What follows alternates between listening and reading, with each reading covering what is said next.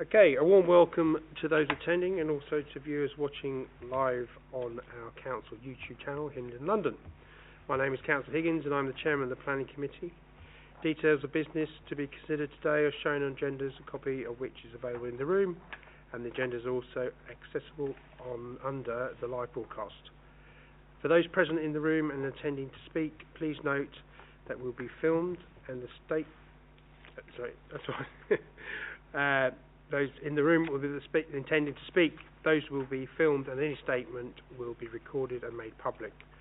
For those who are solely observing in the room today, you may wish to know that the camera is angled away from you, and as no one's here, it's a bit of a point of saying that at the moment.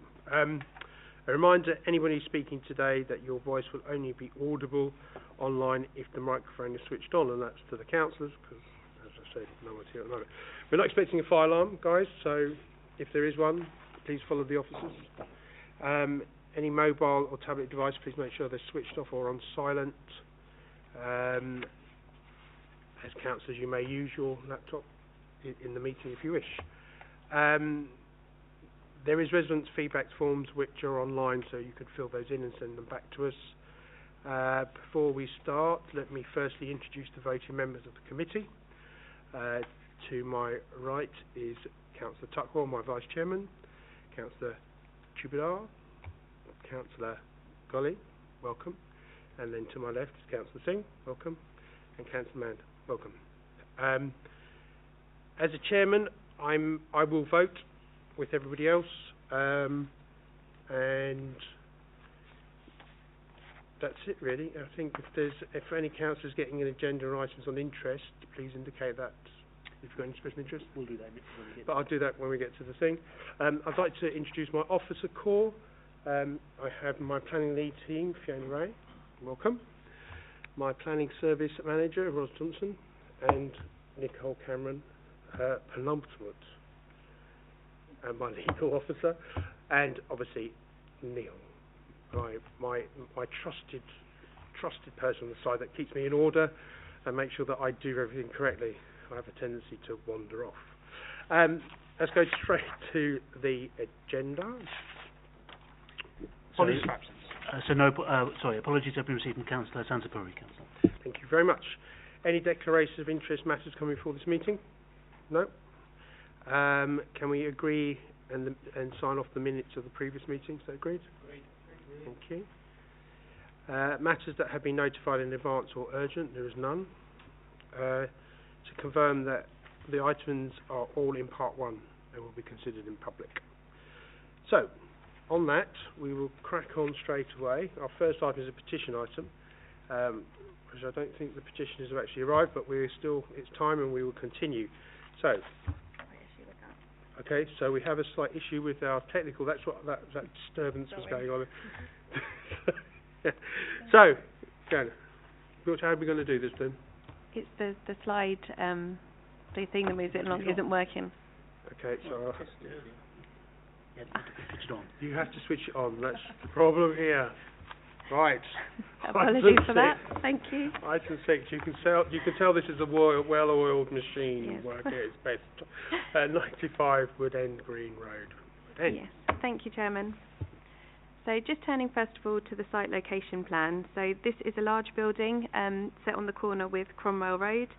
At ground floor level it's used as a convenience store with residential above, and in 2015 large extensions were allowed at the property at roof level and to the rear. There's no constraints of note. I just draw members' attention to the nearest residential neighbours. There are sort of in a backland position 83 to 91 just next door. And you've also got number 93 and 93A directly next door, as well as 2 Cromwell Road to the rear. You can just see that a bit closer on the block plan, and another site location plan there. This one is a little bit confusing because planning permission is sought for a first floor rear extension. So we received this application in response to an enforcement investigation as there had been development undertaken without permission. So there was lots allowed in 2015, but not what is shown on the drawings now, neither existing on site or what is proposed. And we believe that's been done within the last 4 years. So the rear extension doesn't seek to regularise the as-built permission, and the as-built development, which is important to note. It's actually a new extension. So I'm just going to turn to the drawings to try and explain that. So we have at first floor, outlined in blue, this rear extension, and you can see that on the second floor as well, and the roof plan. Now just going back to the existing floor plans, these are not the approved drawings from 2015. The layout has changed. There's been some changes to the fenestration and other things. And I'll point some out on the photos because that'll probably show that better. So then the fenestration here as well, just note that, because when I turn to the photos you'll see those changes. Fenestration, the windows on the... Yeah, apologies, fenestration, windows, doors, openings, anything like that. So turning to the proposed elevation, it's this first floor rear extension that planning permission is being sought for. It's got a flat roof, and you'll notice on the back, on the rear elevation, we've got this door and window shown, and that's the one we referred to in the report, because that gives rise to concerns about overlooking, and I'll show you why in a second. This is a bird's eye view, just showing it in context, but these are photos that will be helpful. Unfortunately, the officer wasn't able to actually get onto the site, so these are the photos taken from around it. And you can just see that door and window here, and the flat roof rear extensions that exist. On the side elevation you can see these different windows to what was approved previously. And importantly, when we referred to the changes to the layout and the internal changes in our report, this window here at second floor level is the only window serving bedroom 4, as well as some roof lights. The two windows here at first floor level on the left hand side are shown to be serving bedroom 3, but as you look closely they do appear to be obscure glazed. So we're not convinced that the internal layout necessarily matches up, but we haven't been able to clarify that. So when we're talking about the door to the rear, you can see it goes onto this flat roofed area, and they could have unimpeded access from that door all the way across, which gives rise to concerns about overlooking, loss of privacy, potential use of that space as a terrace. So that forms one of the reasons for refusal as well. So just to summarise, it's not just the quality and clarity concerns with regard to the plans that refusal reason 4 seeks to capture. We've also got concerns about the appearance of that flat roof extension on this very prominent corner plot, the overlooking that is facilitated by that new door and the potential noise and disturbance, and also the third reason for refusal relates to the impact on these properties, number 93 and 93A. We just haven't got enough information, whether that would have been with a site visit or with additional drawings showing a 45-degree line. We're just uncomfortable with that relationship. So the application is recommended for refusal, and I appreciate it's complex, so happy to answer any questions, Chairman. Yeah, no, I think you've done that very well, but I'm sure if anybody needs to ask a question, they will do. I'll go straight to the floor because there's no petition, so we don't have to, unless we have to wait 5 minutes and get an honour, but we don't. So I'll open it to the floor. So who's going to take me away? Councillor Tuck. I'll lead out on this. Thank you, Mr. Chairman. Okay, good report, and I think I do recall this one coming in front of us before. On the previous application, we had concerns around parking. I think from your presentation there wasn't an issue in relation to parking because it is the roof extension, but is there anything we need to be mindful of in relation to any parking or anything in for this? I would just draw members' attention to the fact that the petitioner has raised concerns with parking, but it doesn't form a reason for refusal because none of the changes proposed with regard to the first floor extension, which is what they're seeking permission for, would necessitate more parking or would increase the demand to raise concerns for us, but the other issues remain. Thank you. Anything else? I've got no real follow-up on there. I think there's 4 very strong refusal reasons. No, again, it's a very well written report. Yeah, it's 4 very strong refusal reasons in the absence of being able to hear from the applicant in the main, really, I'd be happy to move officer's recommendation. Okay. Councillor Singh? Thank you, Chairman.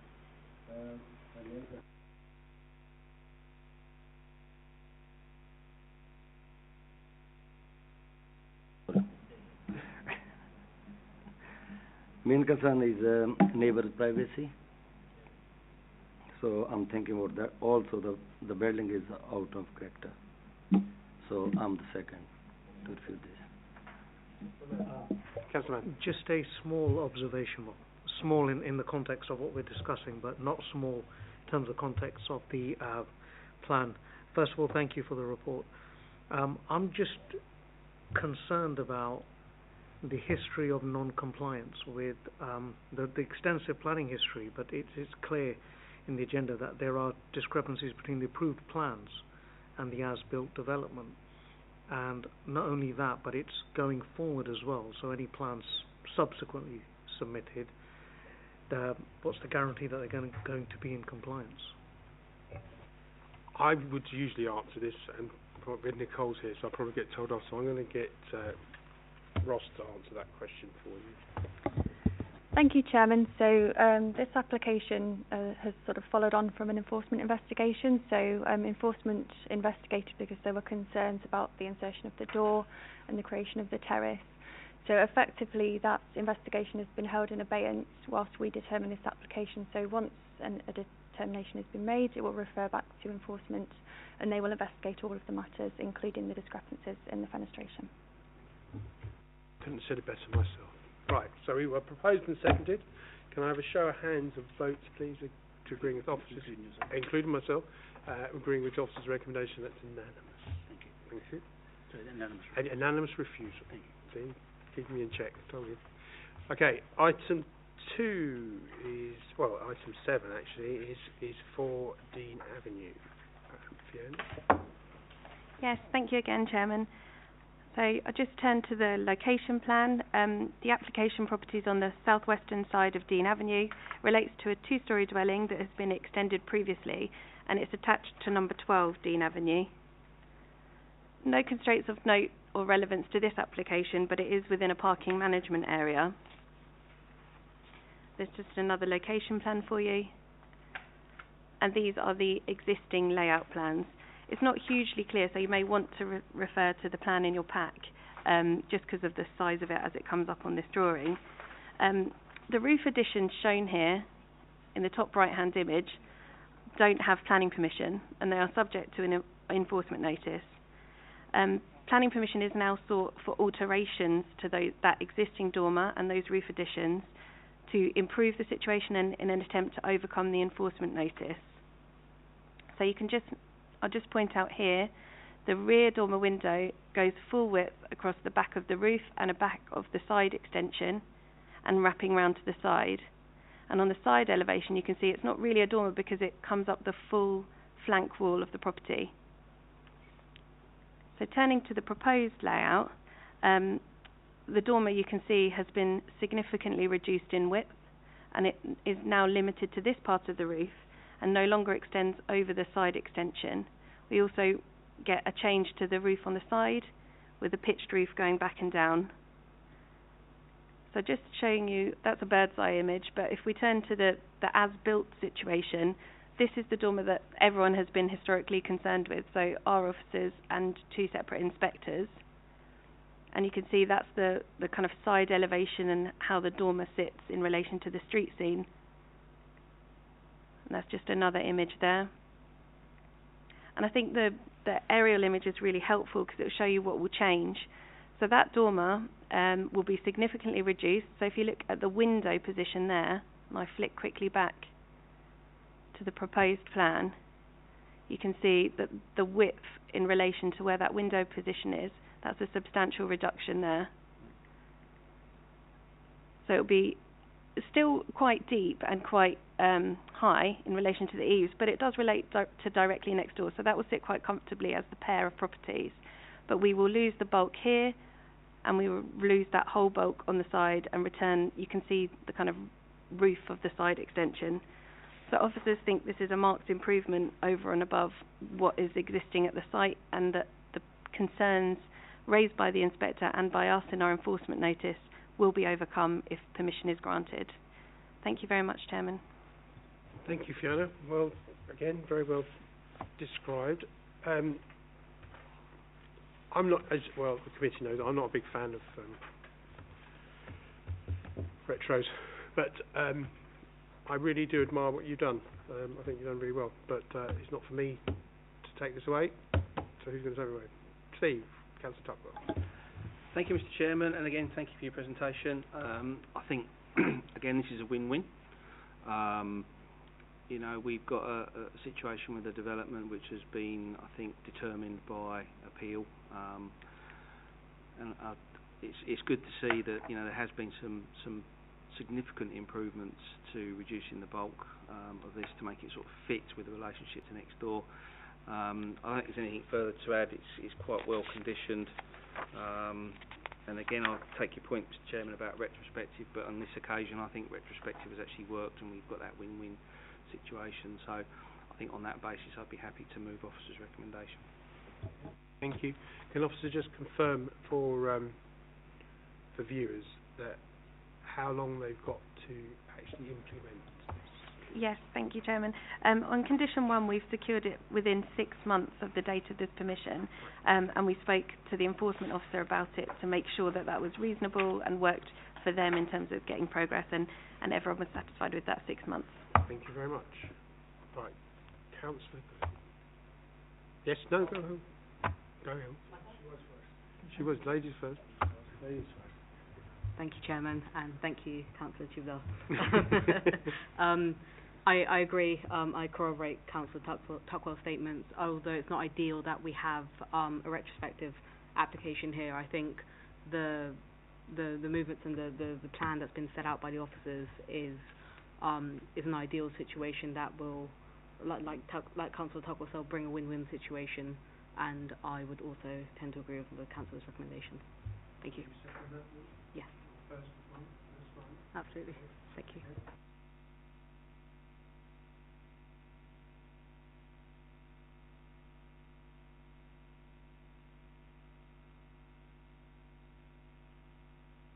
That's unanimous for approval.